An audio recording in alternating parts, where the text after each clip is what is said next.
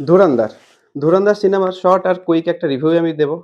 কোনো স্পয়লার দেবো না, প্রথমেই বলে রাখি। যেমন ভালো ছিল সিনেমাটার ট্রেলার, ঠিক সেরকমই ভালো সিনেমাটা আমার লেগেছে। সিনেমাটা বানিয়েছেন আদিত্য ধর এবং সিনেমাতে কত অদ্ভুত রকমভাবে মানুষকে মারা যায় সেটাই দেখানো হয়েছে। এটা দেখার পরে মার্কো হিট্রির কথা আপনি ভুলেই যাবেন।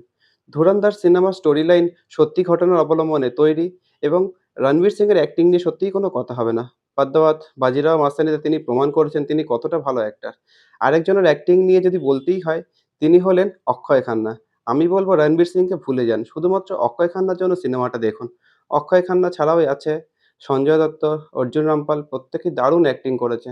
সিনেমাটা ৩ ঘন্টার বেশি হলেও আপনাকে একটুও বোর করবে না। আমি বলব অবশ্যই আপনারা হলে গিয়ে সিনেমাটা দেখুন এবং ধুরন্ধর ২ এর জন্য প্রস্তুত থাকুন।